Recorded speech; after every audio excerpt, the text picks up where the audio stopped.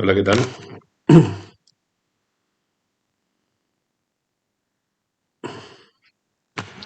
Hola, buenas tardes. No se te ve. ¿No se me ve? No, ahí se me escucha. Vamos a ver qué pasó. Sí, sí, ahí se le está escuchando, doctora. Ahí está. Ah, licenciada nomás. Gracias por el doctora. Bueno, buenas tardes a todos. ¿Qué tal? Bueno, ahora sí se ve Bueno, bien. Voy a poner esto un poco más alto. Bien, yo soy del team invierno. A mí me encanta el invierno. El otro día alguien me decía que yo era al revés, porque para mí en el invierno todo renace. Al revés, en el verano me veo en la escena del fin del mundo, pero en el invierno me encanta, me encanta, me encanta. Así que estoy bien. Lo prefiero. Bueno, este, antes de... Bueno, no, en realidad no es antes de comenzar, es como parte del comienzo. Es un día que estoy muy contento por varias cosas. Me gusta compartir eso también.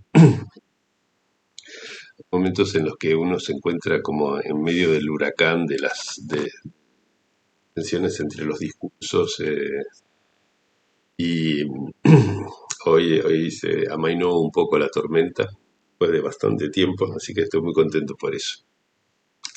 Después, también porque eh, durante esta semana tuve la ocasión de hacer bueno, unos cuantos controles, pero dos de ellos resultaron quedar muy, decirlo, muy naturalmente ordenados por ese esquemita del que venimos hablando hace un par de reuniones, la existencia del síntoma respecto del inconsciente, completado como si fuera un triángulo por algo que grosso modo llamamos por ahora la transferencia. Así que me pareció muy interesante que se haya convertido en una pequeña herramienta clínica esto. Ya había sido también para mi sorpresa en una de las reuniones de ese seminario que con varios damos los viernes cada 15 días sobre el inconsciente es la política, eh, que había surgido a partir de un trabajo sobre ese esquema la posibilidad de pensar dos formas de la política de la escuela. Así que es una beta de investigación muy interesante. Y dentro de estas cosas, que solamente comento a título recreativo, así decirlo, eh, me recordaron la, la presentación de un caso hecha por un colega de la École de la Cosfredienne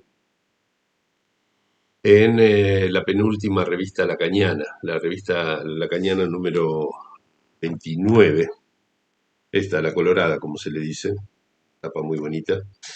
Este, es una revista que salió del año pasado y muy buena revista realmente. Eh, y donde el último caso, que yo lo había leído con mucho detalle porque hice de las tres últimas lacanianas, hice las correcciones de Galera. Eh, en el último apartado, de la última sección, es un caso clínico que lleva por título Una fobia singular. Y me pareció, cuando me hicieron un comentario sobre esto en la semana, me pareció que también resultaba organizarse un poco siguiendo ese esquema, en verdad de Miller, ¿sí? Esquema basado en lo que dice Lacan en la famosa clase del 21 de enero del 75 de RCI, que Miller eh, dibuja, por así decirlo, si mal no recuerdo, en Los signos del goce, que es un curso del 87, que yo creí haber inventado después en un libro de hace unos 10 o 12 años, Después me di cuenta de que ya estaba prácticamente hecho igual, creo que hace 10 años, pero que ahora en estas últimas reuniones venimos considerando la posibilidad de ampliar un poquito ese esquema, como si fuera cerrar el triángulo que complete, por así decirlo, los dos vectores laterales del esquema, ¿no? Lo recuerdo para los que no hayan estado antes, lo que plantea Lacan en esa clase de RCI es la existencia del síntoma respecto del inconsciente, que podemos imaginar como una dimensión, la dimensión del inconsciente, que Lacan subraya allí, está hecha esencialmente de unos, ¿no? De significantes amos sueltos, ¿sí? Pero que son interpretados siempre, constantemente son interpretados y forman de esa manera una red que llamamos el saber inconsciente. Ese es el trabajo que hace el inconsciente sin necesidad de analista, capaz interpretando esos significantes amos de muchas maneras, bastante diversas, otras delirantes, otras las cosas. Pero allí podemos situar sin dificultad muchas cosas, las fantasías diurnas, los sueños, las formaciones del inconsciente en general, etcétera, pero el síntoma tiene una ubicación un poco distinta, que digamos, hay muchas maneras clínicas y doctrinarias por las cuales justificar esa posición distinta, y eso es lo que lleva a Lacan a plantear esta herejía, ¿sí? De decir que el síntoma existe al inconsciente, es decir, que tiene algo que está por fuera del inconsciente, no está completamente incluido en las dimensiones propias del inconsciente, y dice que de uno de esos unos que forman parte del inconsciente, el síntoma lo que hace es traducirlo, ¿sí? Y escribirlo incesantemente, ¿sí? Por medio de una letra, ¿sí? Es decir, algo que se puede considerar idéntico a sí mismo, a diferencia del significante que siempre es pura diferencia, incluso diferencia respecto de sí mismo. Entonces, eso nos da un esquema donde lo dibuja Miller, ¿no? Toma en el vértice, pone un S1, ¿sí? Uno de los unos del inconsciente, creo que es más o menos así, ya no me recuerdo cómo lo escribía Miller y cómo lo dibujé yo, pero es más o menos la misma idea. Es un 1, ¿sí? Que en una dirección, podríamos decir, es interpretado por un S2, ¿no? Esa es la dimensión del inconsciente. Y en otra dirección es escrito por medio de una letra salvajemente, dice Lacan, ¿sí? Es decir, sin respetar ninguna convención, sin hacerle caso a ningún otro con mayúscula, ¿no? De manera que no tienen ninguna correlación con la época, por ejemplo, y lo que pasa en la cultura, es decir, salvaje, ¿sí? Le escribe de manera salvaje eso a repetición, ¿no? Lo que se repite del síntoma depende de eso, dice Lacan. Entonces, dos dimensiones, la del inconsciente y la del síntoma, ¿no? Y lo que estuvimos discutiendo en las últimas reuniones es si hay una conexión entre esos dos vértices finales de los vectores que divergen a partir del S1, ¿no? Es decir, si se puede llegar a cerrar como un triángulo ese esquema, ¿sí?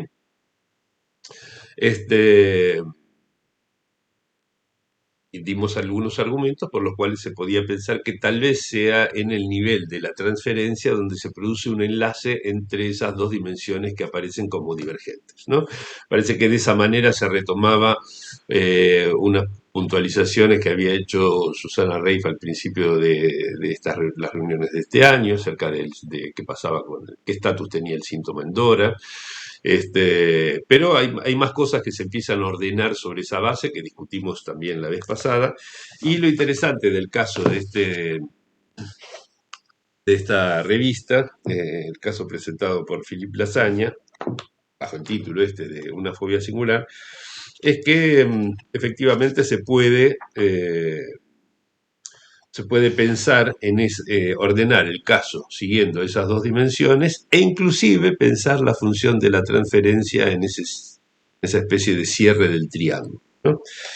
Les cuento que lo leí recién anoche, porque fue ahí cuando me hicieron el comentario, así que no es que tuve tiempo de hacer una gran elaboración al respecto, más bien quiero compartirlo con ustedes y que lo vayamos discutiendo, ¿sí?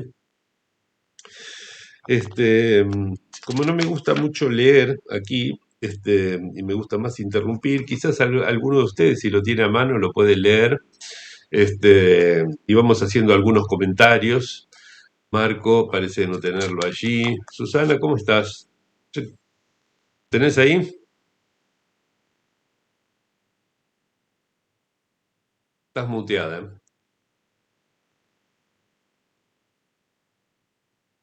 Ahí está. ¿Ahora me escuchan? Pipicucu. El caso de sí, si lo tengo acá. Sí, Sí, espérame un minuto que lo tengo que abrir porque lo tengo en el celular. ok. ¿Querés que lo lea? Me harías un favor, porque si leo mucho tiempo seguido me empiezo a quedar afónico y después no puedo seguir hablando. Bueno, Pero además vamos interrumpiendo. Los demás, si quieren, pueden también intervenir, hacer comentarios, preguntas, en fin. Es un caso muy, muy lindo y está escrito, está muy bien hecha la reducción. Son una, dos, tres, cuatro páginas, ¿sí? Así que calculo que en unos 10 minutitos, 15 minutos lo podemos leer. ¿Encontraste bueno, ahí? sí.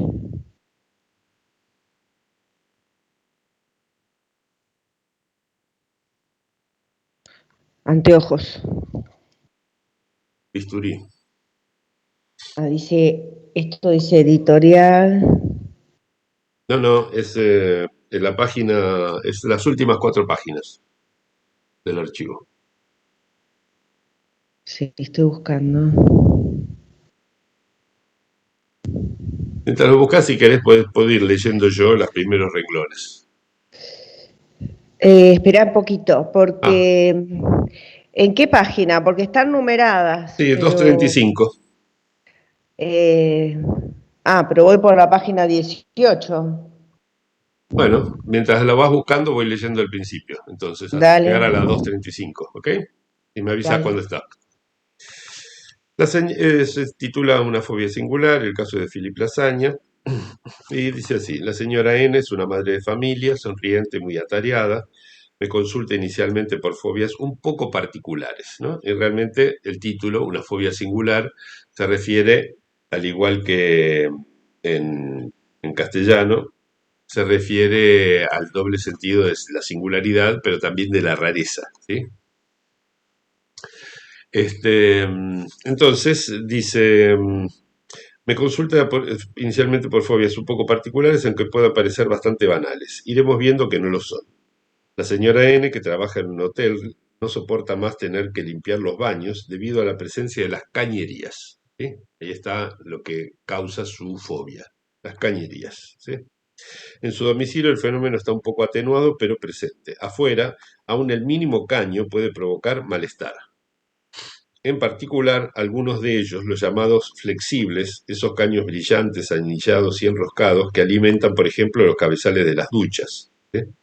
Recientemente, el síntoma de la señora N se fue extendiendo. Cualquier visión de la imagen de un caño de ese tipo, incluso el simple hecho de pensar en ello, le produce un malestar indefinible que llega a veces hasta el terror. ¿Encontraste? Sí, Bueno, ¿sigo? termino el párrafo y arrancamos. Dale. Sin que pueda precisar por qué, ella sabe que eso tiene que ver con la muerte de su padre, ocurrida unos años atrás. Esta pérdida marcó en su vida un antes y un después. Como en Hamlet, ella sabe que a este padre no se le rindieron, que ella no le rindió, todos los homenajes que se deben a un muerto. Por ejemplo, no fue regularmente a visitar su tumba, ¿no? Entonces tenemos aquí una presentación muy interesante, tenemos una fobia rara, es raro que haya una fobia, digamos, a los objetos inanimados, ¿sí? Que además son caños, cañerías, que uno no anda prestando mucha atención a las cañerías, ¿no? Es muy original realmente. Y después está este asunto de que no parece estar vinculado con esos objetos del caño no parecen vinculados con un significante hasta ahora, solamente con un acontecimiento previo, y que es esta especie de eh, falta de honores rendidos al padre durante su velorio, ¿sí? Y después de eso. Entonces, uno podría imaginarse que se trata, es una fobia de la neurosis obsesiva, ¿sí? Es una especie de Hamlet femenino fóbico, ¿sí? ¿De qué se trata, no? Entonces vamos a ver que esta presentación que Lasaña hace muy bien, ¿sí?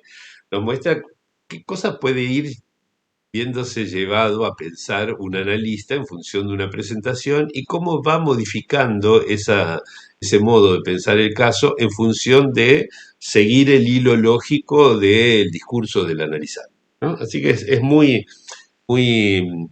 didáctico también el modo en que presenta este caso, ¿sí? Así que creo que vamos a poder sacarle el jugo, ¿no?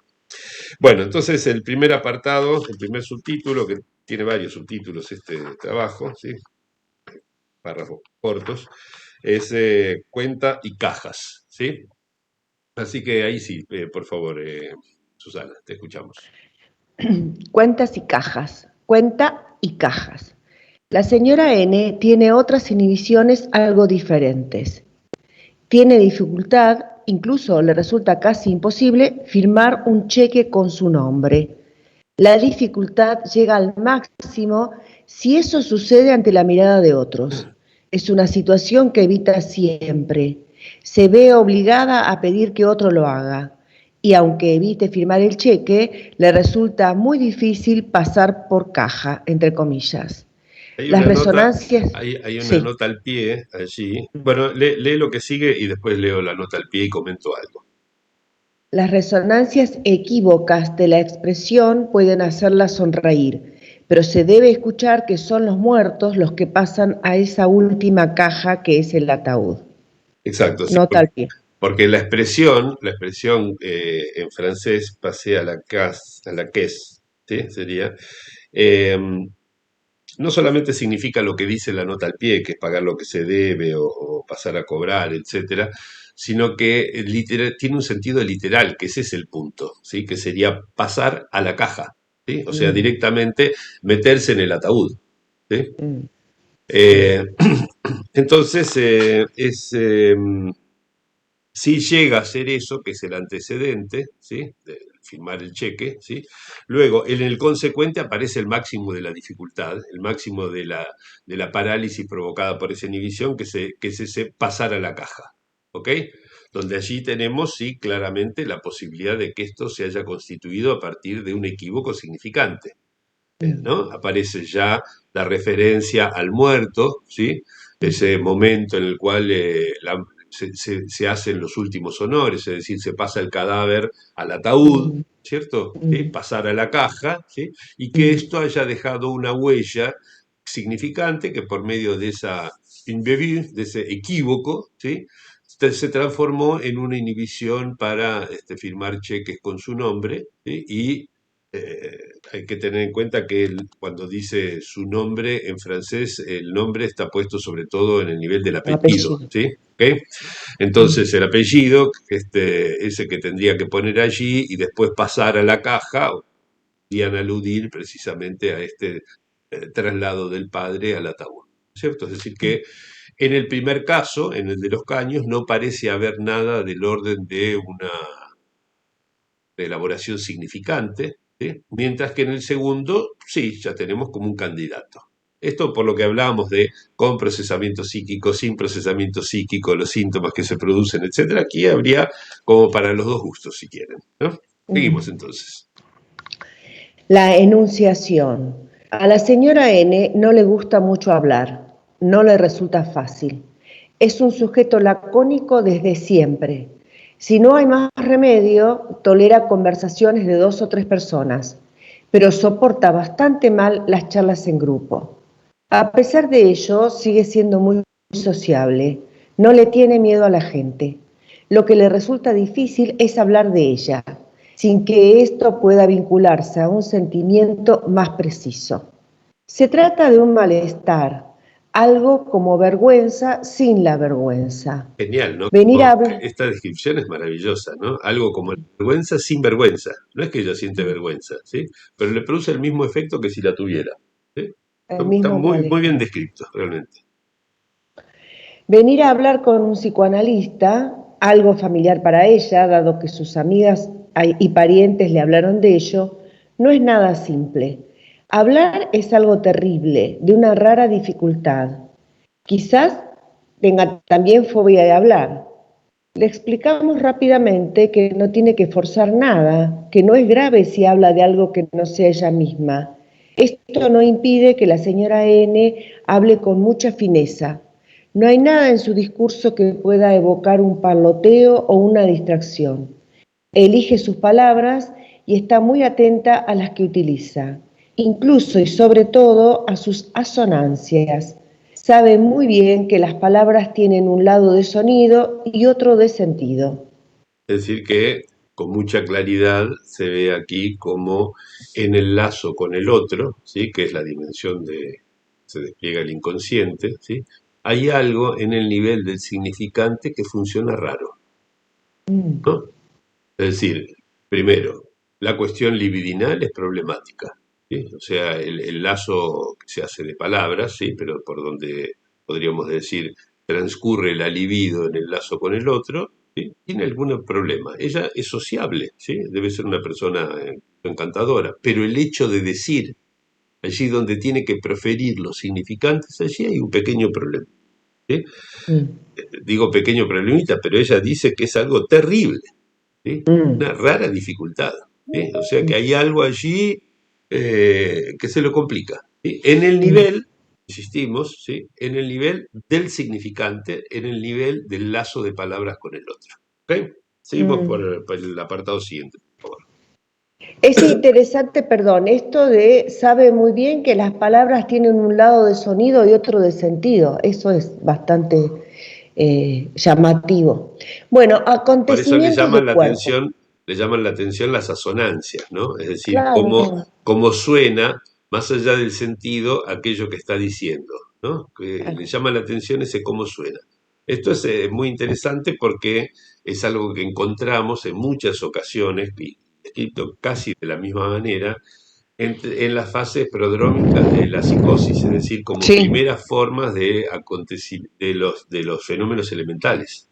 ¿Sí? Ujú, Antes de que aparezca el eco del pensamiento, el comentario de actos, etcétera, aparece como cierta sensibilidad a las mm, asonancias del mm, significante separadas del sentido, ¿no? Como si fuera mm, una especie de cámara de eco, ¿no? Donde mm, hay algo que más allá de lo que se diga resuena de cierto modo. Bien, mm. bien. Acontecimientos de cuerpo. La señora N tiene también algunas dificultades con ese otro partener extraño que es su cuerpo. Por ejemplo, apenas lo siente en las extremidades. Con mucha frecuencia tiene la impresión de no tener manos o pies, incluso ambos. Se podría pensar que ella se ve sin miembros. Me dice con una leve sonrisa. Lo he pensado, por supuesto, pero tengo más bien la impresión de que se trata de extremidades más que de una parte del cuerpo. No se trata de brazos o de piernas. Un cuerpo tiene extremidades en el espacio y en el tiempo. ¿No podría decirse acaso que que el cuerpo conlleva la muerte del cuerpo como la dimensión extrema del cuerpo en el tiempo? ¿Releo eso? Bueno,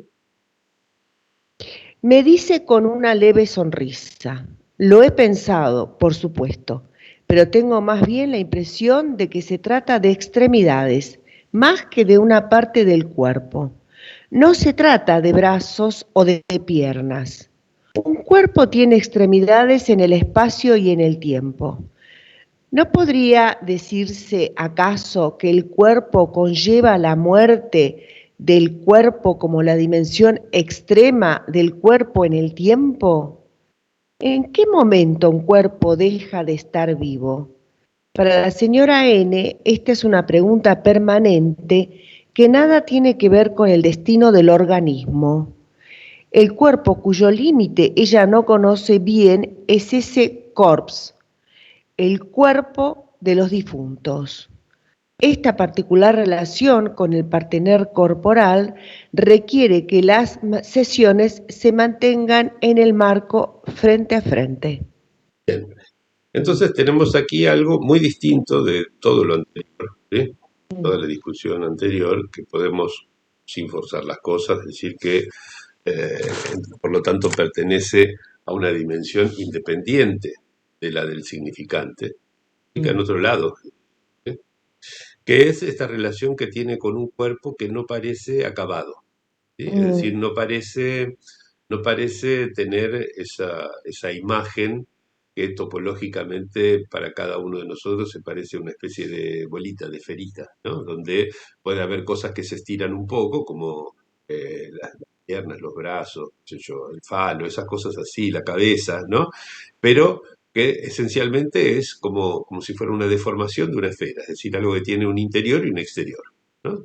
Bueno, para ella hay algo en eso que no parece exactamente constituido a la manera en que solemos constituir el cuerpo, ¿no? Mm, Digamos, tiene este sentimiento de cierta ajenidad respecto de esas extremidades, ¿no? Como si fueran cosas que salen de esa bola, de esa esfera, ¿no es cierto? Pero no fueran propiamente manos y pies, ¿no? Como ella misma mm, lo dice, ¿no? Más que esas extremidades, más que una parte del cuerpo, ¿sí?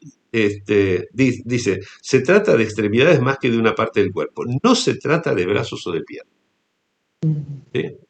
Y es importante esto, porque uno podría decir, bueno, pero ¿cuál es la diferencia entre llamarlo extremidades y decir que son brazos y piernas? Yo creo que hay mucha mm, diferencia, ¿sí? Porque lo que está diciendo es que los significantes de la cultura, ¿sí? Esos que son los que llamamos brazo y pierna, ¿sí? No le describen la manera en que ella tiene de aprender y de gozar de ese cuerpo, ¿sí? Porque hay algo que pertenece a una dimensión distinta, ¿sí?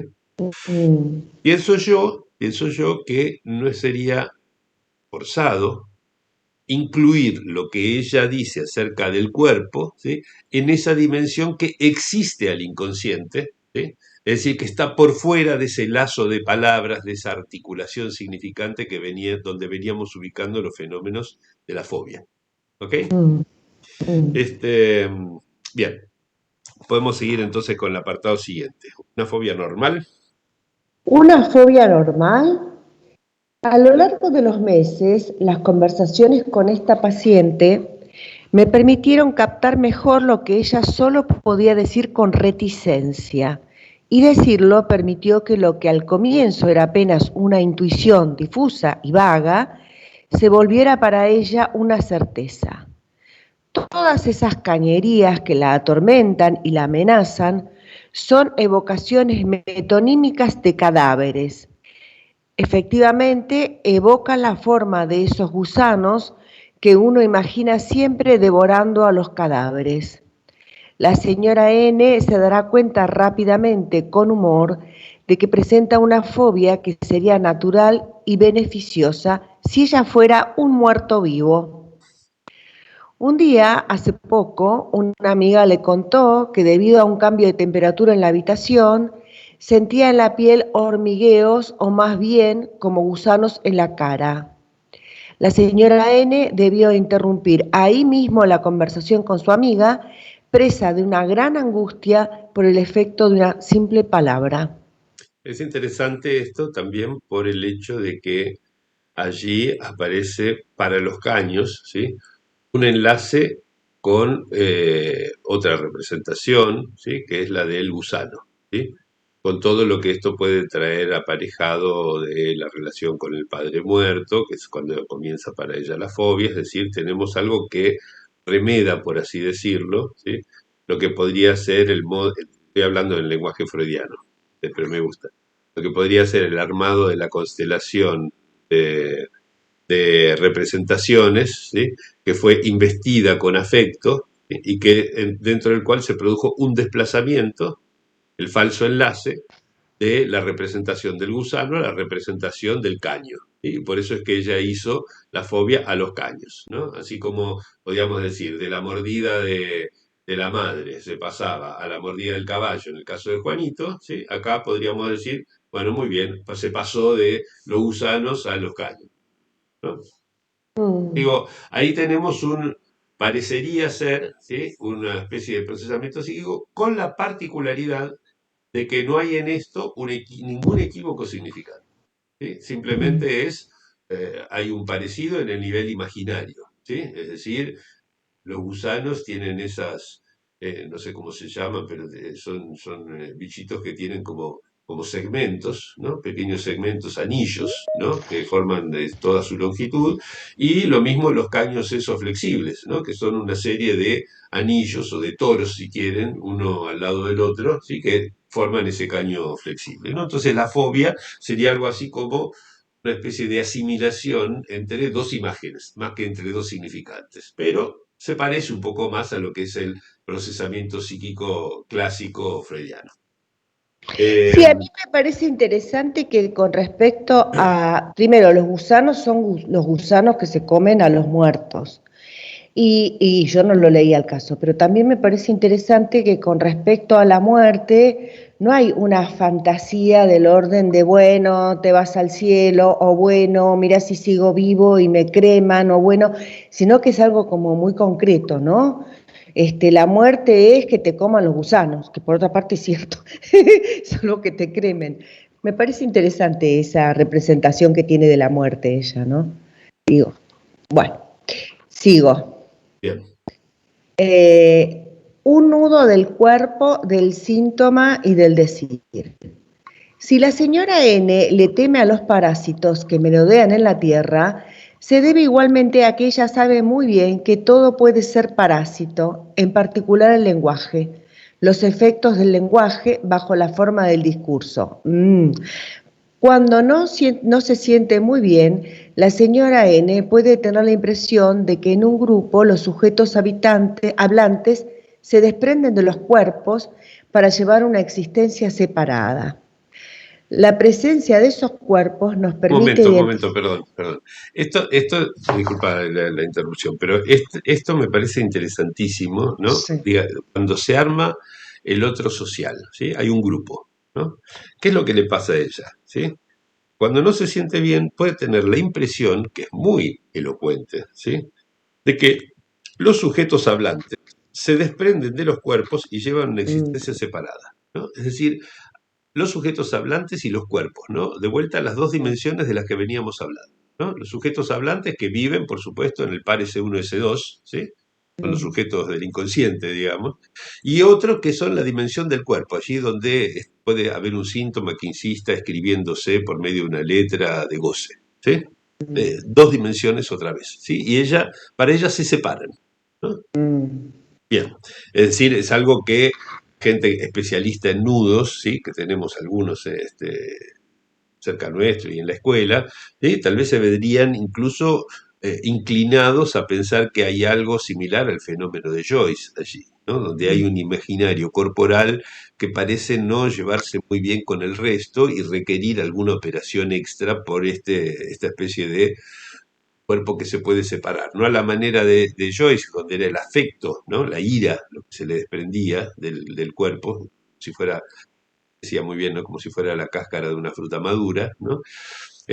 Aquí sería directamente una separación entre ese sujeto del lenguaje, ¿sí? Y el cuerpo, ¿no? Se pueden tener una existencia separada, se pueden desprenderse. Adelante. Voy a comentar algo, Sí. como sé que podemos agregar cosas, qué sé yo. Yo tenía un paciente que se pegó un tiro en la boca. Lo interesante, se quiso suicidar y falló, pero... Pocos detalles, por favor. Sí, no voy a dar más detalles. Sí, por la privacidad. Claro, sí. Lo interesante fue su despertar, que se sorprendió cuando se despertó, porque él ya se había imaginado muerto, las cosas que iba a ser muerto. Y como si fuera él por un lado, con su imaginación, y el cuerpo ahí. Ajá. Esto, nada más. Sí, bueno, él tenía un más allá, ¿no? Él pensaba hacer algunas cositas, aprovechando que estaba muerto. Sí. Bueno. Bien. Entonces habíamos acentuado que cuando no se siente muy bien, la señora N puede tener la impresión de que en un grupo los sujetos hablantes se desprenden de los cuerpos para llevar una existencia separada. La presencia de esos cuerpos nos permite identificar a los individuos y de este modo alojar en su consistencia la enunciación de los discursos que se pronuncian. Si ese lazo entre los sujetos hablantes y los cuerpos se diluye, entonces ya no se sabe bien quién habla. Es otro de los ¿Acaso? fenómenos que pueden tener lugar en esas fases prodrómicas de las psicosis, ¿no es cierto? Sí. Porque después se desprende directamente la enunciación, aparece como una pura voz, ¿sí? Y se pasa a escuchar voces directamente, ¿no? Es el modo en que puede venir. O sea que hay muchas cosas en esta presentación que nos hablan de una mujer que estos síntomas que tiene constituyen algo así como los esbozos de un síntoma psicótico, una Ujú. sintomatología psicótica, ¿no? En fin. Sí, sigamos.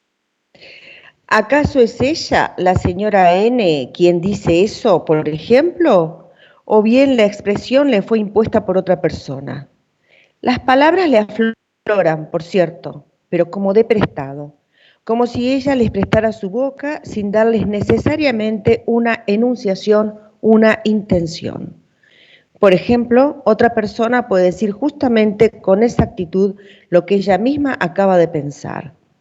El Eso es decir, lo que por lo puede devenir, por ejemplo, en el sentimiento de que escuchan sus pensamientos, ¿no? O Mm, sea, un paso más a partir de este estado en el que se encuentra la señora N, y ya se puede pasar al soy escuchada, soy adivinada, soy, ¿no? Es decir, se meten en mi pensamiento, ¿sí?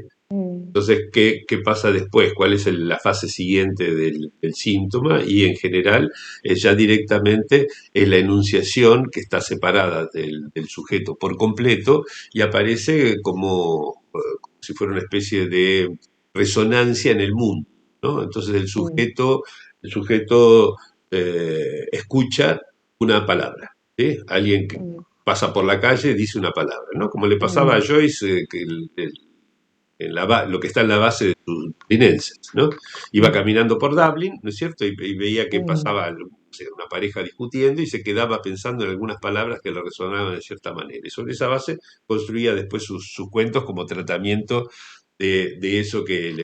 ¿no? Pero el problema, digamos, era que el problema es que de pronto ya no se sabe quién habla, ¿sí? mm, Y parecería ser que quien dijo eso está diciendo el pensamiento de Joyce o de la señora N, ¿sí? mm, Incluso antes de que Joyce o la señora N hayan pensado en lo que piensan, ¿sí? Es mm, decir, que es como si fuera una mm, especie de adivinación anterior mm, a la producción mm, del pensamiento, ¿sí? No es lo pensé y luego escuché al vecino que decía eso. No, no, no. Es el vecino dijo cierta cosa, es decir, estaba escuchando mi pensamiento antes de mm. que yo misma lo pensara, podría decir la señora N, ¿no?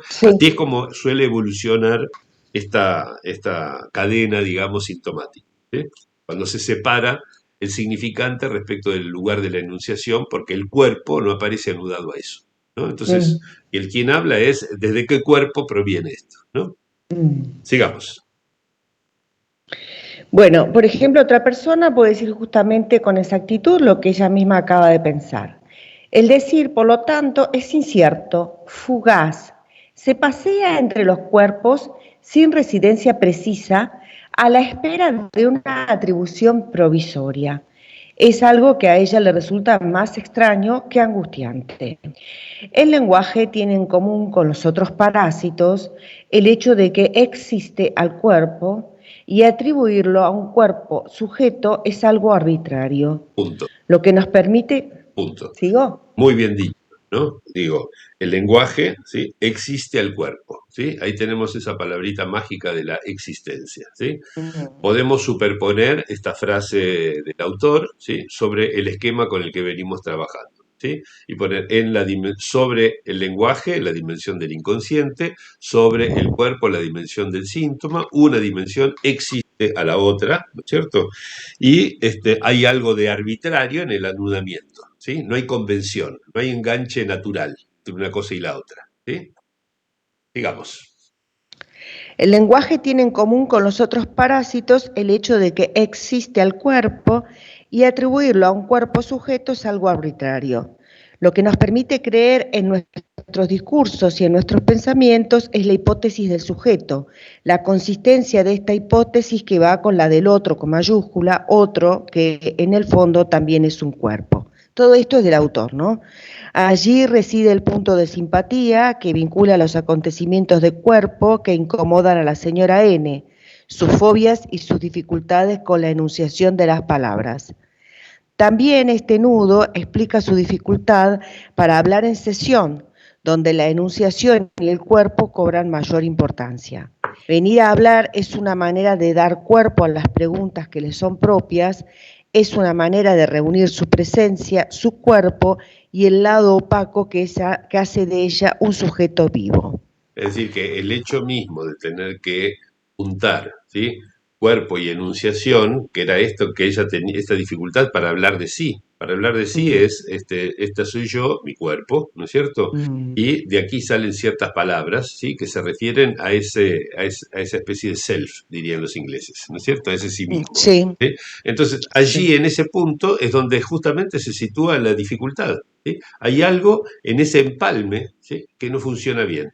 Entonces no se trata de reticencia de ella, no se trata de, no sé cómo decirlo, de timidez para hablar, no se trata incluso de lo que suele pasar con los sujetos japoneses, que es que culturalmente hay un rechazo de hablar de sí mismos, ¿cierto? Por eso siempre se preocupan mucho más por interrogar al otro y qué le pasa al otro y ser amables con el otro. No se trata de eso, por eso está muy bien la descripción que dice al principio Lasaña, ¿no? Dice, es como si fuera una vergüenza, pero sin vergüenza, ¿no? Es eso lo que le ocurre, ¿no? Hay algo que produce un efecto de inhibición sin que haya una vergüenza, ¿sí? ¿Pero por qué? Porque allí es donde está el problema, ¿sí? Allí es donde se produce esa brecha que no se ha cerrado, no se ha enganchado con otra cosa, ¿sí? Pero vamos a ver si no se engancha nunca, ¿no? Adelante. Discontinuidades. Su discurso es irregular, discontinuo. Con frecuencia se ausenta durante largos meses, en general porque sus dificultades desaparecen casi por completo. Luego retoma el tratamiento. Habitualmente en el mismo en el mismo punto en que su discurso quedó suspendido cuando la sorprende una recaída. Se ausenta cuando los parásitos la dejan tranquila. Durante esos periodos bastante prolongados, la señora N se desplaza con soltura por la vida, solo su cuerpo se mantiene muy discretamente alterado, entre comillas. Por lo demás, se las arregla mucho mejor desde que empezó a hablar y sus síntomas no la atormentan más que por crisis. Estas crisis se manifiestan, por ejemplo, cuando hay una separación o un conflicto con sus allegados. Es decir, que desde que empezó a hablar, por supuesto se refiere a lo que ocurre en el análisis, ¿no? Que tiene esta dificultad que poco a poco va sorteando, digamos, ¿no? Con esta regulación que hace de vaivén, ¿no? Ella es el carretel que va y viene cada tantos meses del análisis, ¿no? Se separa, ¿sí? Va y viene y va, que si se va es porque le están yendo bien las cosas. Es decir, porque este problema que le trae la separación entre las dos dimensiones, más o menos ha dejado de atormentarla, ¿sí? Y cuando vuelve a atormentarla, entonces vuelve, ¿sí? ¿Qué quiere decir esto? Quiere decir que hay algo que encuentra en el análisis, es decir, en la producción de la transferencia misma, que le sirve para enlazar estas dos cosas que están separadas, ¿sí? Esto es algo que clínicamente nosotros encontramos, yo diría casi sin excepción, en la clínica de la psicosis, ¿sí? Es decir, que hay un lugar privilegiado, digamos, que ocupa el analista, que es una de las formas que puede tomar el santón, la psicosis, que es la transferencia misma como santón. ¿Sí? Como lo que repara el fallo del nudo, ¿sí?, es la transferencia misma, ¿no? Es el motivo por el cual muchas veces cuando los pacientes se alejan de una manera así como definitiva del análisis y no piensan en retomar un análisis con otra persona o volver más adelante con nosotros o lo que sea, nos preocupa un poco la posibilidad de que a partir de allí se produzca un desencadenamiento, ¿sí? En el caso de que no hayan producido otro síntoma que haga las veces de ese síntoma producido por la transferencia misma, ¿no? Pero acá parece que el lazo de palabras que hace con el analista, eso que llamamos la transferencia, ¿sí? Ese lazo de palabras le sirve como para anudar estas dos dimensiones que no se llevaban tan bien, que andaban medio como agua y aceite, ¿no? Y cuando después de un tiempo eso ya deja de funcionar, ¿qué hace? Vuelve, ¿sí? Y vuelve vuelve otra vez a encontrar esa Repara. solución que le permite enlazar lo que no estaba tan enlazado. Seguimos entonces, no sé si quieren Sí. agregar algo más. Clarisa, ¿qué tal? Que no te había visto con imagen. Así que si quieren hacer comentarios, todos, ¿sí? Pueden hacerlo mientras tanto. Si no, seguimos adelante con la lectura.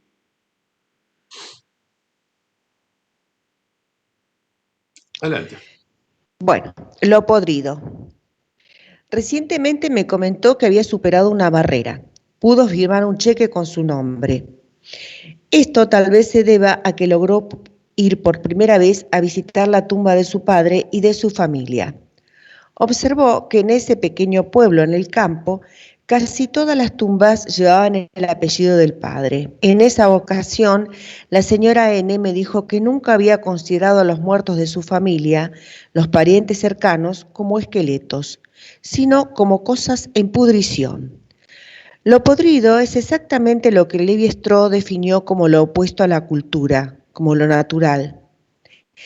Demasiado sol, demasiada proximidad entre la tierra y el sol quema la naturaleza.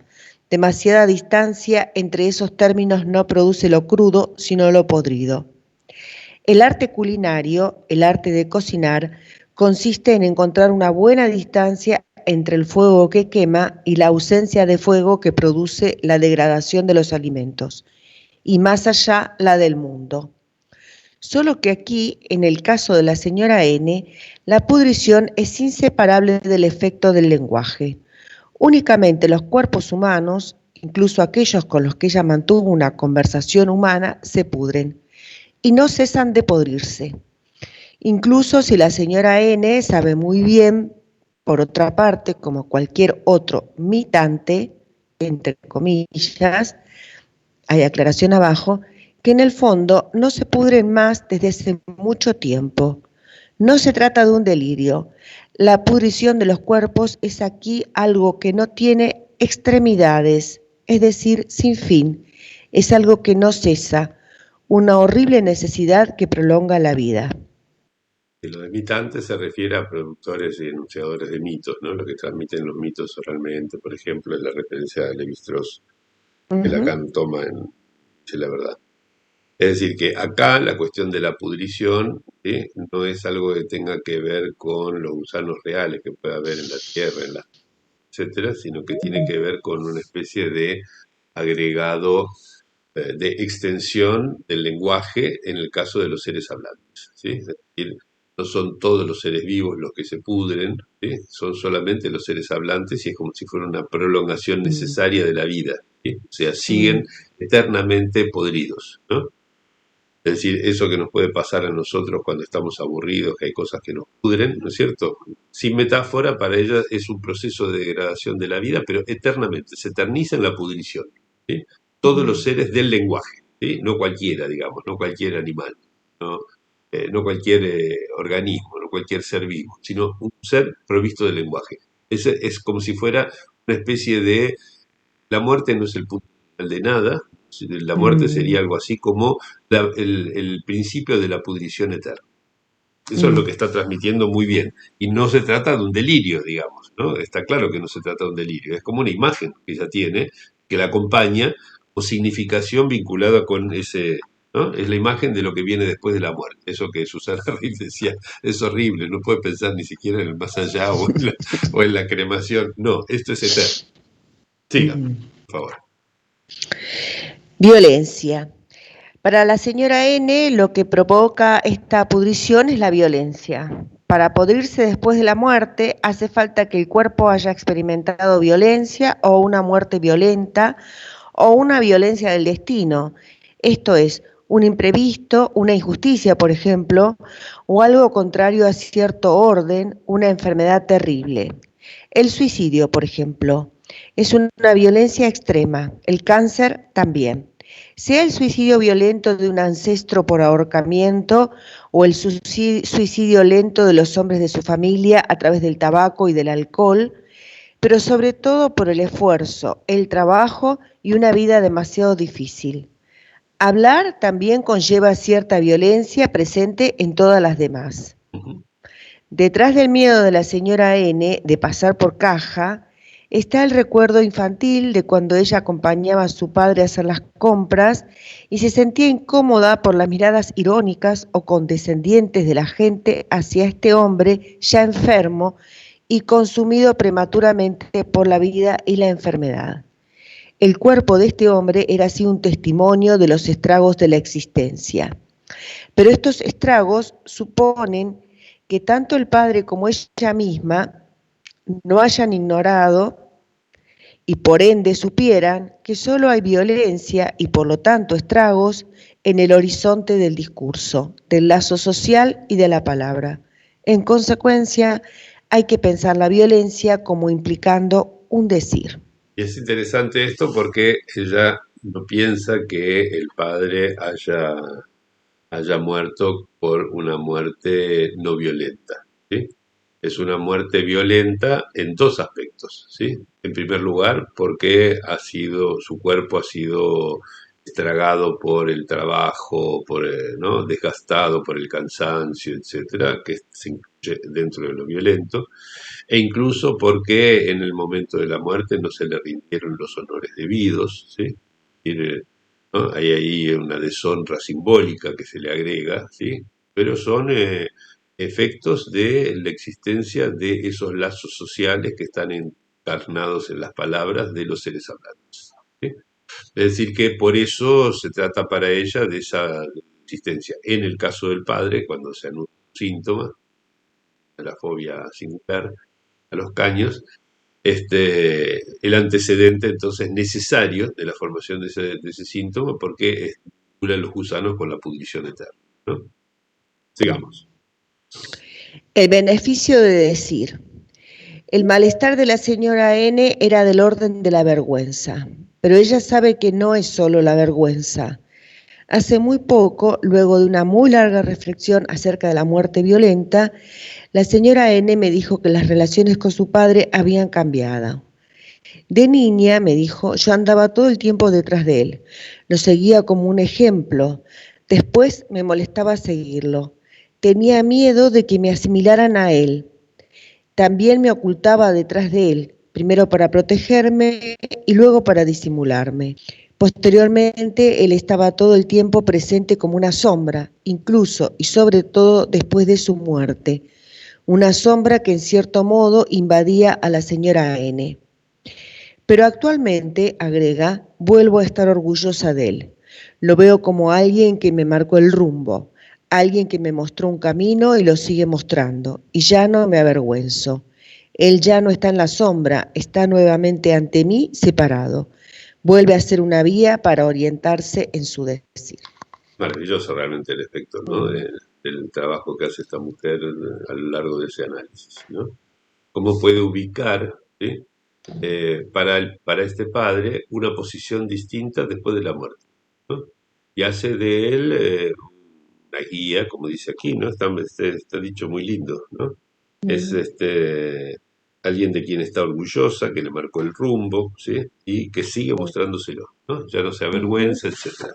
Hay que pensar que entonces todo este trabajo de ella, que termina en la formación de esta fobia singular, etcétera, arranca ya de chica con su mirada de desprecio respecto del cuerpo del padre, desplazada sobre la mirada de los otros, los vecinos que veían al padre degradado, ¿sí? Y gracias a esa separación, ¿sí? Que es equivalente a la separación entre el cuerpo y la enunciación cuando se trata de palabras, ¿sí? Allí son los pensamientos los que ya se separan y se ponen en otro lugar. Sobre esa base es que luego se monta toda la estructura interior, ¿no? Pero digo, me pareció, es un caso lindísimo, no sé qué les parece a ustedes, pues muy bien trabajado, una clínica delicada realmente, ¿no? De acompañar el trabajo de elaboración del sujeto sin introducir grandes forzamientos y sin embargo con una eficacia enorme, ¿sí? Porque logra efectivamente producir, primero, un enlace entre lo que estaba separado. ¿Sí? Que creo que ilustra bien esto que yo decía, bueno, las dos dimensiones que aparecen existentes son reenganchadas por medio de la transferencia, ¿no? Este esquemita que veníamos imaginando, ¿sí? Como una guía de utilidad clínica. Y segundo, porque logra producir no solamente una reducción enorme del malestar causado por los síntomas y una solución para alguno de ellos, sino inclusive porque hay algo que produce respecto de la relación con este padre que debió ser libidinalmente lo más importante para ella, ¿no? Como para que tuviera la importancia de seguirlo a todos lados como una estampilla desde chiquitita, ¿sí? Luego pasar por esa cuestión de lo de la vergüenza proyectada en la mirada de los otros. Y finalmente, que su síntoma principal se debiera a que no le hicieron los suficientes honores a este padre después de la muerte, y ahí empieza con la fobia a los caños, ¿no? Figura este padre, ¿sí? Sí, que haya forclusión del significante del nombre del padre no quiere decir que el padre esté ausente, ¿no? A veces es una presencia peculiar, digamos, ¿no? Con esta cosa de este o pobre tipo, ¿no? Que ella encuentra de entrada en él. Bueno, en fin, nos detuvimos bastante en la lectura de este caso. Me gustaría, si quieren intervenir y comentar algo más, los que hasta ahora no han participado, este, que no sé, a mí me parece que tiene muchos detalles. Improvisé el comentario de alguno de ellos porque decía, no tuve tiempo más que leerlo una vez y escucharlo ahora de boca de Susana una vez más. Pero pero realmente me resultó, en fin, y ansioso. A ver, Marco, que ahí prendió la cámara, me parece que está con intenciones de hablar. Clarisa creo que también se está preparando algún comentario. Por lo menos quiero sospecharlo. Marco, No, no, no, no. ¿no? No lo he leído al caso y Ajá. no podría aportar mucho. Bueno, Clarisa tampoco entonces. ¿Y algunos de los que están aquí participando, escuchando, quieren participar? Pueden abrir la cámara y comentar. Si no, bueno, por ahí lo pueden hacer la próxima vez y retomamos la lectura de lo que veníamos trabajando en nuestro encuentro previo. ¿Mm? ¿Sí? Se van los comentarios de la fobia singular a la 1, a las 2, a las 3. Muy bien, pasamos entonces. Volvemos a Freud. Estábamos, creo que, si mal no recuerdo, Cintia, ¿no? Había estado leyendo la vez pasada las primeras 2 páginas, creo, menos, de el esbozo para una teoría de la neurosis de angustia, ¿no? Que para los que no estuvieron, empieza en la página 107 del tomo 3 de las obras completas de Freud, ¿no? El título es este esbozo de una... ¿Se ve ahí? Bueno, ahí creo que se ve. Esbozo de una teoría de la angustia. De la neurosis de angustia. Entonces, para repasar un poco lo que habíamos estado trabajando, ¿sí? Hablaba Freud ponía, digamos, la idea de un mecanismo, ¿sí? Basado en la cuestión de la acumulación de excitación, ¿sí? La falta de derivación psíquica, ¿sí? Y la diferencia con lo que sería una producción de síntomas basada en un trauma, ¿sí? Es decir, digamos, el origen traumático del síntoma neurótico, ¿no? Luego discutimos algunas cosas que estaban en el final de esa primera página 107, ¿no? Cuando hablaba del aminoramiento de la libido sexual, del placer psíquico. Y terminamos, creo yo, fundamentalmente, discutiendo en la página 108, al principio, donde dice todos estos indicios, a saber que se trata de una acumulación de excitación, que la angustia correspondiente probable de esa excitación acumulada es de origen somático, con lo cual lo acumulado sería una excitación somática. Y además, que esa excitación somática es de naturaleza sexual y va apareada con una mengua de la participación psíquica en los procesos sexuales. Todos estos indicios, digo, favorecen la expectativa de que el mecanismo de la neurosis de angustia haya de buscarse en ser desviada de lo psíquico la excitación sexual somática y recibir a causa de ello un empleo anormal. ¿Sí? Es decir, que la excitación sexual somática debería seguir un curso, ¿sí?, que lleve hacia lo psíquico, ¿sí?, hacia un tratamiento psíquico, y en lugar de eso, ¿sí?, aparece un empleo anormal, ¿sí?, que es esta forma de angustia que no tiene ese correlato psíquico, digamos, ¿no?, porque fue precisamente desviada de lo psíquico, ¿no? Para retomar un poco la discusión de los 2 últimos años, ¿no?,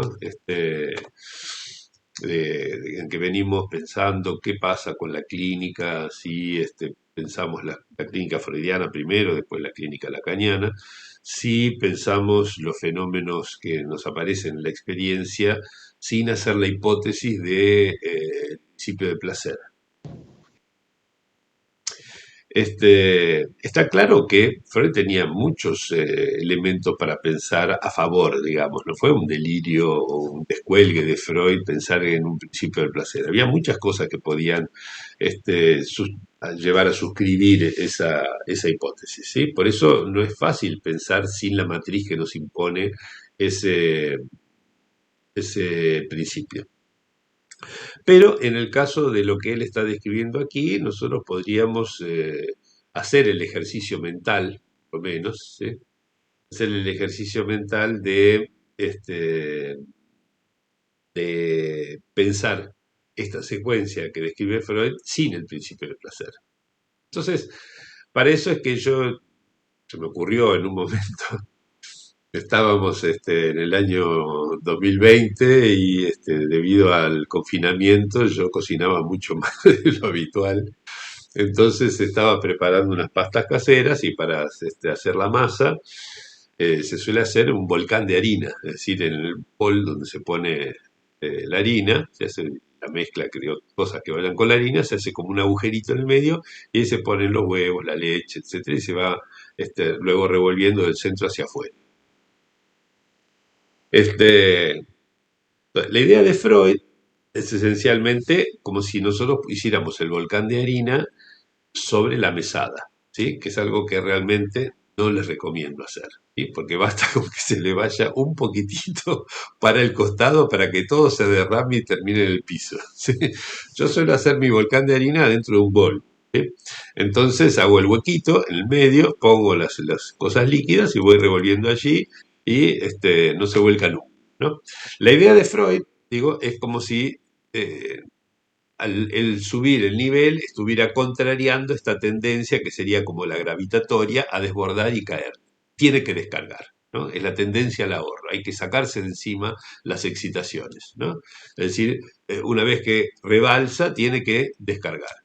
Mientras que en el modelo del volcán de harina, ¿sí?, el nivel sube y lo único que hace es, a medida que va subiendo, va tomando cursos distintos simplemente porque cambia el perfil, ¿sí? Pero no es que necesite descargar, ¿sí? Simplemente empieza a desbordar por distintos lugares porque cambia el perfil, podríamos decir, de cada nivel de esa superficie, ¿no? Entonces, podría ser que en determinado momento, subiendo la excitación, ¿sí?, fuera a desviarse en dirección a lo que podríamos llamar la zona de procesamiento psíquico del volcán de harina, ¿no es cierto? Pero si ello no ocurre, seguirá por otro lado y tendrá una angustia del tipo de la neurosis de angustia sin procesamiento psíquico. Todo depende de un aumento de excitación, ¿sí?, pero puede seguir cursos diversos sin necesidad de suponer que la solución del asunto sea la descarga, ¿sí? Claro, Freud dice, pero ¿cómo no va a ser la descarga? ¿Sí? Cuando esta persona logra, por ejemplo, tener una satisfacción sexual normal, ¿sí?, entonces finalmente se descarga. No, pero eso es una petición de principio, ¿sí? Es creer que la satisfacción sexual normal se define en términos del principio del placer y no, por ejemplo, que es otra derivación en otra dirección de ese goce creciente que ha producido la excitación. ¿Se entiende? ¿sí? Es decir, que lo que pasa es que hay movimientos dentro de la economía de los goces que dependen de ciertas articulaciones significantes, que es lo que me imagino que define los andariveles de ese volcán de harina, ¿no? Es una imagen nada más, pero es una imagen que es útil como para pensar sin necesidad de meter todo en la matriz del principio de placer, ¿sí? Entonces nosotros podríamos tener allí dos caminos que se abren a partir de una excitación creciente, uno que lleva en la dirección del procesamiento psíquico, otro que no lleva en esa dirección, nos da síntomas distintos, ¿sí? eh, Trato de seguirlo más al pie de la letra el pensamiento freudiano, solo que no necesitamos suponer que las cosas se hubieran arreglado o no se hubieran producido los síntomas si hubiera habido una desexcitación producto de, por ejemplo, la descarga sexual normal en el coito, ¿no? Eso es lo que quería aprovechar para transmitirles en este repaso. Creo que habíamos llegado hasta un poquitito más, pero si quieren hacer alguna pregunta o comentario, muy bien. Yo, como les dije, este Eh, año dupliqué la frecuencia del seminario para poder trabajar con mucha tranquilidad. Veo a Mario una, Alejandro Desiderio que levanta la mano, así sí, que vamos a escucharlo. Sí, muy buenas, doctor, y a todos los compañeros. Una preguntita, doctor, en cuanto a la sublimación, ¿cómo se podría pensar? Pues estoy pensando en la sublimación también como una suerte de elaboración que se da por otro lado. ¿Y cómo sería, por lo menos sin el principio del placer, doctor, cómo podría pensarse de al revés, pronto? al revés, es justamente, digamos, es uno de los tantos caminos que puede tomar, ¿sí? Y por supuesto que no produce ninguna descarga en el sentido de la desexcitación. Es mucho más fácil de explicar, a mi entender, la sublimación sin el principio de placer, que con una tendencia a la descarga en el principio del placer. Yo no lo veo así en absoluto, ¿sí? Por ejemplo, todo el trabajo que hace, no sé, un escritor para escribir un libro, ¿no? Digo porque es uno de mis goces preferidos, ¿no? Todo el trabajo y que se queda despierto a la noche y pensando y estrujándose la cabeza de cómo buscar la palabrita para que lo haga y después luchando con editores y armadores de cajas y correctores de estilo y no sé qué. Todo eso, ¿sí? Todo eso es un incordio, ¿sí? No se lleva en absoluto, digamos, bien con una tendencia a hacer algo placentero, buscar la descarga, etcétera. ¿Y dónde aparecería la descarga? Jamás, ningún momento. Ahora, si lo pensamos como que hay una especie de ebullición, ¿sí? Que llamamos goce, ¿sí? Y que puede tomar cursos diversos, algunos de los cuales pueden transcurrir, por ejemplo, por la vía de ponerse a escribir un libro, bueno, la sublimación trae problemas teóricos, ¿sí? Se los trae a Freud por el problema de que tiene que hablar de libido sexual desexualizada, ¿sí? Para poder entender un circuito que en lugar de ser así, como hace habitualmente lo sexual, que se excita y necesita más excitación para llegar a la descarga, en este caso no, se excita y se queda ahí. Ese es un problema para Freud la sublimación, pero por el principio del placer, no por la idea de la sublimación misma. ¿Está? ¿Ok? ¿Alguien más quería intervenir? No vi en algún momento si levantaron la mano. Bueno, este, en fin, me acordé ahora que en alguna de esas series de noches que organicé hace años con un grupo de gente divina que nos autodenominábamos los sutiles porque todo arrancó por discutir sutilezas analíticas de Miller, noches de escuela que duraron 4 años, en fin, muy, muy interesantes. En alguna de ellas nos metimos con el problema de la sublimación y discutimos algunas de estas cuestiones, ¿sí? Creo que Alejandro Daumas hizo algunos trabajos muy interesantes sobre el tema de la sublimación y la discusión está muy buena, ¿sí? Digamos, cómo pensar la sublimación, ya no quedándose con los problemas freudianos, sino agregándole los problemas que introduce la enseñanza de Lacan. Bueno, em, ¿quieren que prosigamos entonces con la discusión de este esbozo de la teoría de la neurosis de angustia? ¿Sí? ¿Vamos allá? ¿Quién quiere tomar la posta de la lectura y discusión así? Habíamos llegado más adelante de esto, ¿ustedes recuerdan? Porque yo justo no pude marcar hasta dónde habíamos llegado la vez pasada. Hola, No. Gerardo. ¿Eh? Ahí habíamos llegado hasta, creo que, un empleo anormal. Escucho voces. Creo que. Ah, No, Cintia, ahí está. Cintia. habíamos quedado donde dice un empleo anormal, Ah, justo creo. donde terminamos ahí la lectura. Bueno, fantástico. Bueno, entonces vamos, prosigo allí. ¿Te parece bien, Cintia? ¿Sí? Eh, dice Freud, ¿no? Es posible aclararse esta representación del mecanismo de la neurosis de angustia si se acepta el siguiente abordaje del proceso sexual referido en primer término al varón, ¿no? Bueno, este,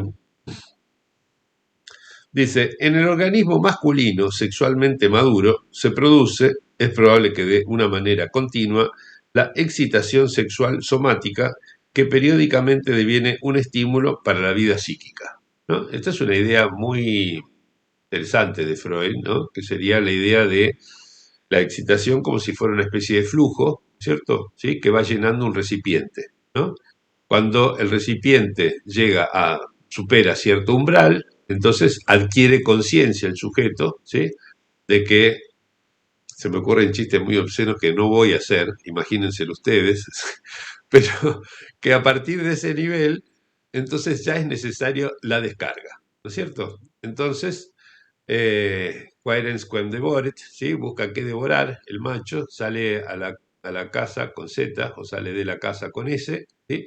Y se pone a buscar entonces su partener sexual para poder encontrar la descarga normal que, ¿no? Bien. Entonces dice, sí, para fijar mejor nuestras representaciones sobre esto, suponemos, digo, es impresionante la cantidad de prejuicios que existen al respecto. No hay fundamento biológico de ninguna de estas cosas, ¿sí? Pero lo pinta como si fuera muy razonable, ¿ok? Digo, y estamos como muy acostumbrados a la idea de que en la sexualidad hay una especie de estímulo constante, ¿sí? Que se acumula, se junta, ¿sí? Y en determinado momento busca la descarga, ¿sí? Pobres biólogos nos miran con cara rara cuando les decimos esas cosas. Pero además que eso es además que eso es como muy propio de los hombres, y entonces con ese argumento se justifican muchos hechos de violencia contra mujeres. Bueno, el hombre se tiene que descargar. Pero además, es algo que ni siquiera es generalizable a los hombres, ¿sí? No, No. no, no, o sea, no tiene, realmente es una descripción que nos suena razonable, pero tiene esencialmente una base delirante, ¿sí? O sea, como es tan sencilla y tan intuitiva, la asumimos como sin más, ¿sí? Pero esta idea de que en la sexualidad habría algo que está todo el tiempo excitando y que de vez en cuando tomamos conciencia de que, upa, ¿no? Ya las cosas están pasando de castaño oscuro con la excitación, entonces tenemos que ir a buscar la descarga. Es realmente una idea muy original de Freud, ¿sí? Pero digo, que tengamos que suscribirla ya es un poco complicado, ya requiere un acto de fe ciega prácticamente, ¿sí? Pero es una construcción y que recién ahora se pone en cuestionamiento, pero es una construcción que responde a un modelo de división de cuerpos, de roles y de trabajo, y tiene todo un fundamento, ¿no? Es Efectivamente, decir, sí, sí. eh, no es intuitivo, ni es natural, ni es biológico, ni nada por el estilo. Esto que discutimos tan ricamente en el 2019 en tu seminario, bueno, que esto responde a toda una construcción y a un modelo. En ese sentido no lo tenemos a Diego Copo, pero es un modelo de distribución de roles que tiene que ver con distribución de trabajo y tiene que ver con distribución del, del capital. Bien, lo que me gusta sobre todo, y quiero volver a subrayar de tu comentario, Susana, es la referencia a que este es un modelo sugerido por ciertos patterns culturales, ¿sí? Uh-huh. Así que no es algo que dependa de la biología, no es algo que esté fundado en cómo funciona el organismo, no, sino que depende esencialmente de algo cultural de la época de Freud, además, digamos, que modo de pensar esa época, que hoy no tenemos, por supuesto, que queden ciertas huellas en el lenguaje, ¿sí?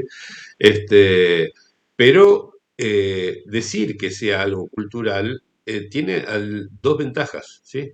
Primero nos despabila un poco de creernos que estos son los fundamentos biológicos que toma Freud para construir su modelo. No son fundamentos biológicos en absoluto, ¿sí? Y la segunda cuestión es que si esto es algo cultural, quiere decir que por un lado depende de la existencia del significante, que con eso se hace la cultura, ¿sí? Y que además se organiza en función de semblantes. Por ejemplo, que es un hombre, que es una mujer, que es una relación sexual, etc. ¿Sí? Es decir, que nos pone en una buena vía, ¿sí? Plantearlo de esta manera, ¿sí? No criticamos a Freud para decir, uy, qué mal que está lo de Freud, sino para ver que de lo que él dice, ¿sí? Podemos extraer una enseñanza distinta de la que él extrajo en su momento, ¿sí? Pero que sigue enseñándonos. Es un modo, me parece que casi diría que es como un buen método como para leer las cosas en Freud, ¿sí? Es decir, ¿cómo usamos en estos años últimamente, dentro de este seminario, por supuesto, a Freud, que lo criticábamos de aquí, de allá y de todos lados, ¿sí? Lo usamos como base para construir, ¿sí? Fue una actitud, como me ha llegado en algunos casos, como de desprecio, por ejemplo, respecto de todo lo contrario, ¿sí? Y como siempre digo, no cualquiera crea un discurso nuevo, ¿no? Freud lo hizo. Es que hay algo muy interesante ahí, o por lo menos a mí lo que me pasa, a mí me interesa leer a Freud en sus contradicciones, porque ahí encuentro la clave para seguir adelante. Es decir, él mismo lo dice, y yo lo había escrito en mi artículo, esa diferencia cuando él dice mi manera de pensar las cosas y lo que pienso acá. O sea que en un mismo párrafo están las contradicciones, y que bueno, por ahí se inclina con su cierta manera de pensar las cosas, pero que en realidad lo otro que está diciendo es riquísimo y es contrario a lo que está diciendo allá. O sea que no es que vamos en contra de Freud para anularlo, ni siquiera sé si vamos en contra de Freud. Yo creo que vamos a leerlo ahí en esa grieta que se arma entre lo que dice y lo que quiere decir. Por lo menos esa es mi forma, ¿no? Además el hecho de que aparezcan cosas que no encajen con cosas anteriores que piensa alguien, es signo de que es un pensador, justamente. Si siempre pensara lo mismo, entonces estaría más o menos muerto intelectualmente, ¿no? Lo interesante de alguien que piensa es precisamente que puede llegar a contradecir lo que dijo antes, o modificarlo, o criticarlo, ¿no? Digamos, así es como... Eso me parece que es lo que caracteriza una buena producción intelectual. Bueno, Perdón, entonces, Gerardo, una preguntita con respecto ¿quién a... habla? Yo, no sé si... Cintia, cuando Sí. quieras hablar, si podés poner tu camarita para que no... Estoy Estoy por acá, no se me desencadenar mi ve, psicosis. pero no se me ve, estoy con la cámara. Ah, no, no se te ve. Bueno, una lástima. Bueno, Porque dale. Yo la veo, yo ¿Ah, la sí? veo. Ah, bueno, yo no la veo. Yo también la Tal veo. tal vez es porque hay demasiadas cámaras abiertas, no importa. Adelante, dale, te escucho. Bueno, sí, no, estaba pensando con respecto a esto que estabas diciendo, la excitación de Freud. Yo, digamos, a Freud a veces lo veo como que él tiene como él se creó como una especie de termostato, que cuando llegas a determinado nivel está el tema de la descarga, ¿no? Pero en el caso yo estoy recién entrando en tus libros, viste que no hice los cursos antes, y yo pensaba, en el caso de tu modelo, cuando vos hablas que hay una excitación que se continúa, es decir, no está este termostato que llegado a un nivel te tiene que descargar. Sin embargo, vos decís que hay como un exceso de excitación, que pasan dos cosas, o que el exceso te angustia, o que hay un síntoma que lo tiene que limitar. Entonces, ¿qué es lo que lleva a que al espera, exceso... pero un segundito, Cintia. No, es que la cuestión es que el exceso, digamos, solamente es exceso de nivel, ¿sí? No es que es demasiada excitación, etcétera, ¿no? Sino que supera ciertos niveles. Y al superar ciertos niveles pasa como a otras, ingresa en otras dimensiones que antes no tenía, que antes le resultaban Bien, inaccesibles. pero ¿qué serían esos niveles? ¿Qué es una experiencia del cuerpo? Es decir, para ponerlo, digamos, cómo lo pensás ese nivel, como experiencia del cuerpo? Es decir, ¿qué es lo que te marca que ahí hay un límite que vos... ¿Entendés? Porque en Freud está este termostato que, bueno, ya se hace un límite, ya tenés que descargar. Pero en tu caso, ¿cómo lo pensás? Digamos, ¿por qué este exceso nos lleva a que todos reventemos, como decía la vez pasada, creo que Clarice desde la gran comilona, es decir, que todos reventemos y que no haya límite? Es decir, ¿qué es lo que te marca ese nivel? ¿De dónde lo...? Porque no lo encontré todavía en la lectura de los libros. ¿Cómo Sí, pensarlo? ni creo que lo vayas a encontrar porque todavía no tengo manera de responder con tanto detalle estas preguntas que son muy buenas. Pero sí puedo seguir utilizando en el nivel de la imagen algo que quizás te resulte por lo menos no sé cómo decirlo, una primera aproximación, ¿sí? Que es la siguiente.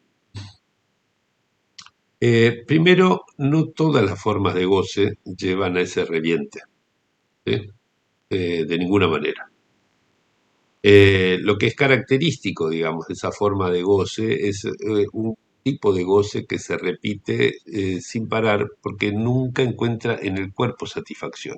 No hay nada en el cuerpo que registre el ya está, el basta, digamos. Y eso es como lo que caracteriza una de las formas del goce, de los goces básicos, que es el que Lacan estudia sobre todo en el Seminario 20, lo estudia por todos lados, digamos, pero es el que define el famoso ANCOG, ¿sí? Que es el uno más, uno más, uno más, uno más, uno más, ¿no? Que paradójicamente es porque nunca encuentra ANCOG en cuerpo, digamos, ese límite, ¿sí?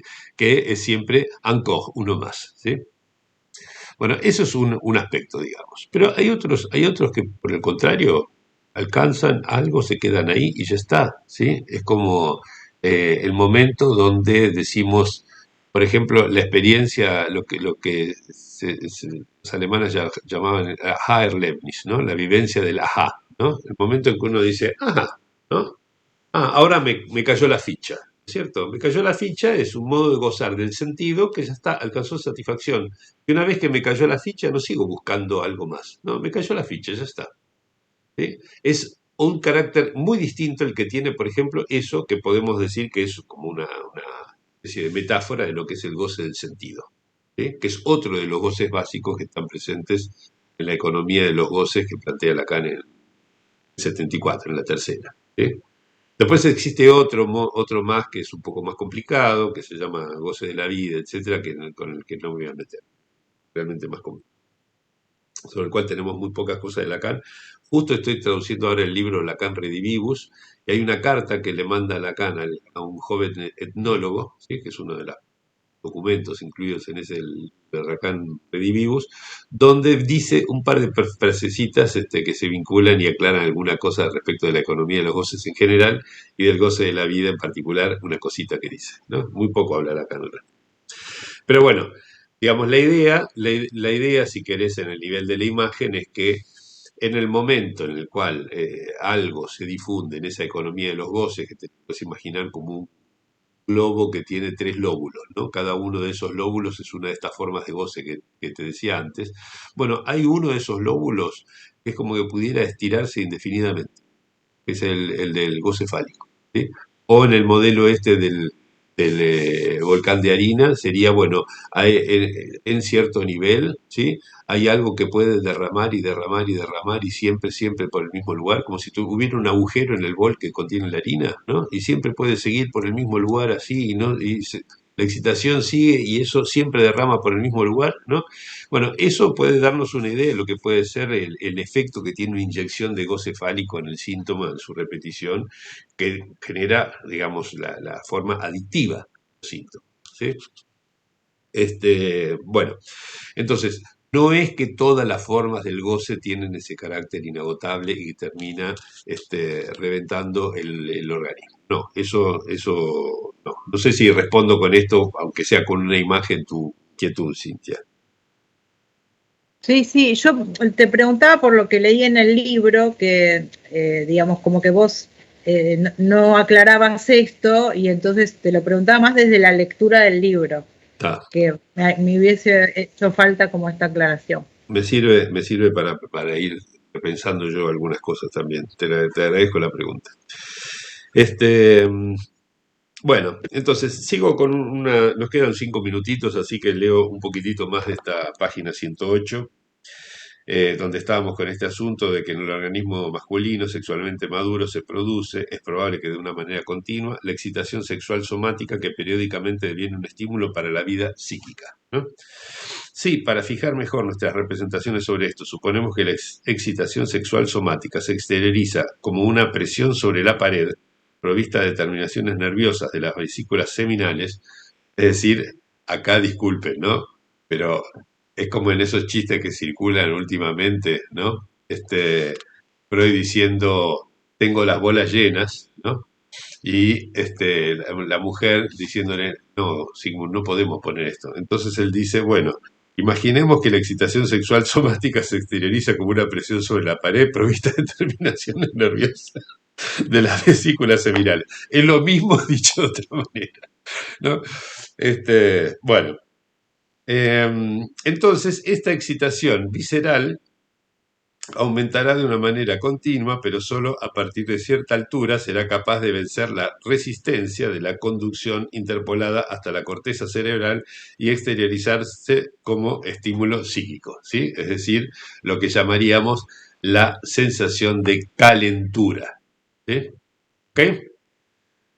Bien.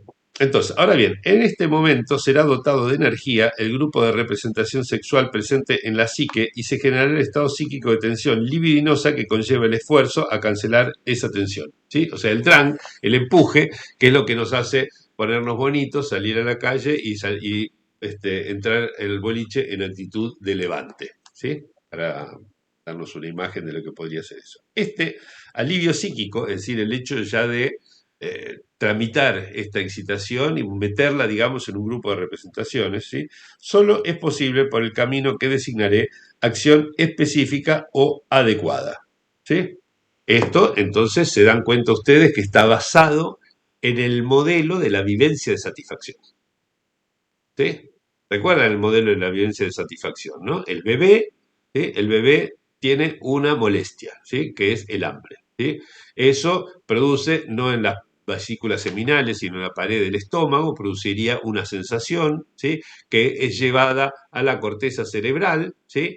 Y produce la sensación de hambre que hace que el chico berree, patalee, llore, no sé qué, ¿no es cierto? Entonces, un individuo avesado, ¿sí? Que sepa interpretar eso, cuando tenga frío le va a dar la mamadera, cuando tenga hambre le va a poner el saquito, ¿no es cierto? Y va a satisfacer así sus necesidades, ¿sí? Entonces, ¿qué sería, digamos, la acción específica? Es el otro el que lo tiene que hacer porque uno no tiene los medios suficientes, ¿no? Debido a nuestra prematuración constitutiva, ¿no? Pero la idea de la acción específica o adecuada es que, en definitiva, lo que hay que conseguir es partener para realizar el coito sexual normal, ¿sí? Con todo lo que esto pueda significar de prejuicios culturales, de semblantes que están en juego, en fin, ¿no? Tal acción adecuada consiste para la pulsión sexual masculina en un complicado acto reflejo espinal que tiene por consecuencia el aligeramiento de aquellas terminaciones nerviosas y en todos los preparativos que se deben operar en lo psíquico para desencadenar ese reflejo. Habló Freud, el biólogo, como si lo importante fuera sacarse de encima la excitación. Esto me parece el más craso error de observación de Freud, ¿sí? Por el prejuicio del principio del placer, ¿sí? La sexualidad humana no tiene absolutamente ni punto de comparación con lo que Freud está diciendo aquí, ¿sí? No se trata de buscar una descarga de una excitación molesta, ¿sí? Si no, no trataríamos de prolongar precisamente el juego sexual, por ejemplo, o nos sentiríamos muy mal por tener una eyaculación precoz, ¿sí? ¿Se entiende? Sería justamente al revés. Entonces dice, algo diverso de la acción adecuada no tendría ningún fruto, pues la excitación sexual somática, una vez que alcanzó el valor de umbral, se transpone de continuo en excitación psíquica. Imprescindiblemente tiene que ocurrir aquello que libera las terminaciones nerviosas de la presión que cae que sobre ellas gravita, y así cancela toda la excitación somática existente por el momento y permite a la conducción subcortical restablecer su resistencia. Un horror, verdaderamente. Entonces, esto es lo que yo quiero subrayar fundamentalmente, ¿sí? Es decir, en el nivel de la descripción de lo que tiene que ver con la sexualidad humana, es decir, precisamente ni más ni menos que aquello que encontramos en la raíz de todos nuestros síntomas, la descripción que hace Freud de lo que ocurre en el plano del goce sexual, de la excitación sexual, etcétera, es absolutamente tergiversada de los hechos observables por la persistencia del principio del placer. ¿Ok? En ese punto es donde yo digo, mejor tal vez sea desprendernos de la hipótesis de ese principio, ¿sí? Creo yo que queda una teoría un poquitito mejor, ¿sí? Pero para eso necesitaría encontrar cierto consenso cultural de nuestra comunidad psicoanalítica. Veremos. Clarisa, sí, creo que querías decir algo. No, la frase esta, donde dice, se transpone de continuo en excitación psíquica. Es como, a ver, cuando vos decís, para que me ayudes a pensar ahí el principio, sacar el principio de placer. Primero, esta afirmación de que algo se transpone de continuo, que hemos suscripto, ¿no? Como una transposición, es una palabra que usa Freud, podríamos decir traducción, podríamos decir, no sé, buscar el significante que responda, ¿no? Bueno, todo mal en esta, si lo pensamos. Sí, Claro, efectivamente. ¿no? ¿De dónde sacamos que esta excitación sexual somática se transpone de continuo en excitación psíquica? Y ahí él arma la psiconeurosis. Es como el fundamento para sostener justamente en contraposición con esas neurosis de angustia que andaban así, en realidad mucho mejor para poder pensar el goce. Sí, tal cual. Sí, tal cual. Por eso decía, están mucho mejores porque es como si plantearan en el nivel de los primeros escritos freudianos la existencia del síntoma respecto del inconsciente. Absolutamente, pero además es como si él, en esta excitación sexual que desborda, ¿no? Tomando todo lo que se dijo antes, se transpusiera de continuo, o sea, sin solución de continuidad pasa